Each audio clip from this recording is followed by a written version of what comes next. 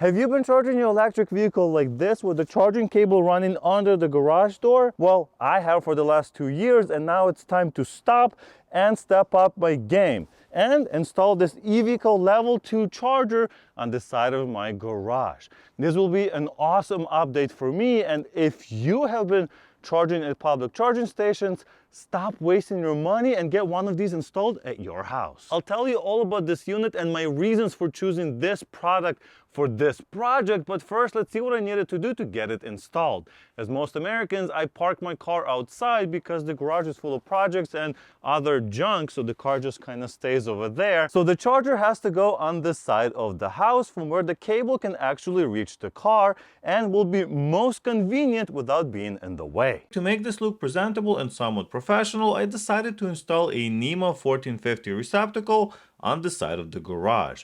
This way, I don't have to wire this charging station into the panel directly, and it can be simply plugged in. There are some disadvantages to this that I will go over in a bit, and to be very clear, this EV charger can be wired directly as well. I found a good spot in the garage for a simple conduit run, drilled a hole in the wall, and installed a weatherproof lockable enclosure for the Nema 1450 receptacle, which is the standard for most EV chargers in the US. I cut the conduit to size, attached it to the box, and secured the box to the wall. Inside, I used a 90-degree conduit body to run the pipe to the distribution box. After pulling 6-gauge wire and wiring the Nema 1450 connector, I'm now ready to install the EV station, which is surprisingly easy. Now that everything is ready for the install, why should you go with the EV Power by EVIQO charger when there are so many EV chargers on the market? There are a few good reasons actually, but the main one for me is the safety and hopefully durability. Alright, looks like that was one of those tricks. This is actually a box inside the box. This charging station is UL compliant, ETL and FCC certified, and Energy Star rated. It's also IP66 and NEMA 4 rated, so it should be water resistant and can be installed outdoors. Charging capabilities are also big on my list, as this is capable of 48 amps at 220 volts when hardwired, which is almost 50 miles of range per hour. My current car does not support that, but my next one sure will. It should also be very easy to use and set up, thanks to the app. We got 240 volt AC input with a 3.5 feet Nema 1450 plug, and this has a 25-foot extra long cable, which is exactly what I've been looking for. Of course, this is SAE J1772 plug, which is what most EV vehicles use nowadays, other than Teslas, of course. And yeah, it's Wi-Fi enabled, and it can work under these temperatures, which is important because I live in Chicago and we basically hit this temperature and this temperature depending on the time of year. So let's open it up. Ooh. All right, well, if you need any support, it looks like they're definitely wanting you to reach out to them. Look at this huge paper. We also have a few wall mounting templates, so one for the holster and one is for the actual charger. And we got an actual full installation guide, lots of good information in here. So here's some basic interface, how everything's connected, some of the circuit breaker options. So, you know, depending on what you're trying to do here, you may need to adjust that information.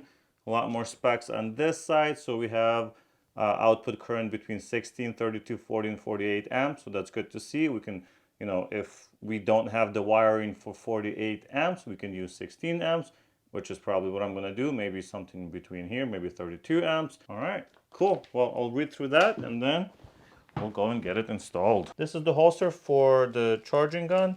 Looks very nice and high quality. Lots of mounting hardware, which we will need because I'm going to be installing this outside. And wow, look at the design. I really, really like it. It looks very modern. This is a bit heavy because the wiring is very thick, which is good. That's what we want to see. Once again, very high quality everything so far. Wow, I'm very impressed with the quality they have here. And look how thick this wire is for the input, and also very thick wire for the output. This is a lot of copper. So yeah, I'm glad that they didn't cheap out on this, and it'll work really well for charging your EV, never get hot, and all those things. They're using these e-torque security screws in here, but luckily it comes with the tool, So we're gonna be removing both of them on each side. Just gonna take these out. And here is the bracket. So now we're gonna put this bracket on the wall. Just take a look at this plug. That's really good quality. You can see that there's no gaps or anything, so water's not gonna get in, which is awesome for me because I'm installing this outside. Even though it is in an enclosed box, UL certified, very nice. So what I'm gonna do now is just plug it in temporarily. This is not connected to anything on the other side yet. Or of course you can just turn off the breaker. So that plugs in. As you can see, it can close, which is awesome. Honestly, I think this might be the most convenient. Maybe this, probably this. Now I can grab my template, mark where I want the holes to be. There's a few different ways you can attach this charger to the wall. I believe these are for concrete, so I'm not gonna be needing that. I will just use the simple screws. I think they will do just fine. I'm not really worried that somebody's gonna rip it off the wall or anything like that. As easy as that, and now we can put the screws in. Very nice. Installing the holster is just as easy. It also has a nice bracket on the back. Make sure these holes are lining up. And lastly, the screw to hold it in place. With everything finally done, I flipped on the breakers and now I can plug it in for real and set up the app. To download it, I just scanned the QR code on the side of the unit and got it installed. To start using it, you have to set up an account with some basic information. Once done, we can scan for the device, allow it to connect to Wi-Fi and add it to the app. As soon as it's configured, we are asked for some optional information and we're done. Now the car can be plugged in, which will be reflected in the app, and you can even get notifications when the car is plugged in, as well as done charging and more. Checking in after half an hour or so, we can see that we are charging at 17 amps and put in 2.7 kilowatt hours into the car already. You might be wondering, why is the rate so low? And well, that's because I've limited it to 20 amps as I charge my EV completely off grid from the solar panels and the backup batteries, and I did not want to overload that system. But of course, this is easily capable of 40 amps the way it is set up now. If you want 48 amps, you'll have to wire the charging station directly into the panel. Anyway, I won't go into my solar setup here, but that could be another video if you guys are interested.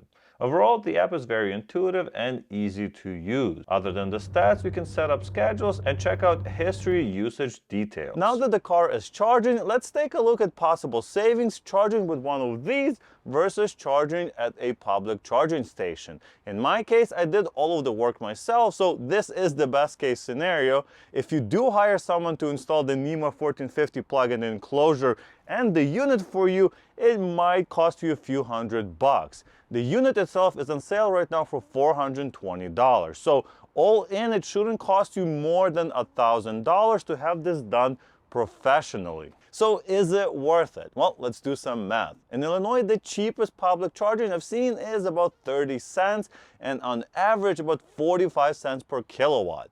I won't be calculating idle fees and membership fees into this as it'll get very complicated. But anyway, at home I pay 15 cents per kilowatt. So in best case scenario, public charging is double and on average triple the price of home charging. An average person drives about 14,000 miles a year and a good EV gets about 3.5 miles per kilowatt. That means if you exclusively charge at public charging stations, you'll spend between $1,200 and $1,800 to charge your vehicle.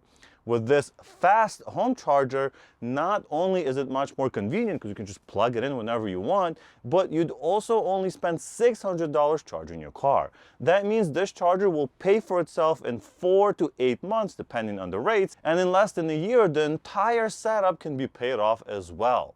Some regions have much higher rates for public charging, so the payoff could be much faster as well. And on top of that, there is off-peak rates for electricity, meaning the home charging can be as cheap as $300 a year, making the savings even greater. So, is it worth it? Yeah. To take advantage of those off-peak rates, you can set up schedules and the car will only charge during the cheaper rates. That, the design, future-proofing with ability to charge 9 times faster than a basic level 1 charger, and being highly rated on Amazon with over 800 reviews, made it an easy choice for me. If you'd like to get one of these chargers yourself, check out the links in the description, and why not check out this video on my BMW i3 where I show you exactly how much it cost me to own this car over 2 years. Thank you so much for watching, like the video if you liked it, and I'll see you in the next one. Bye!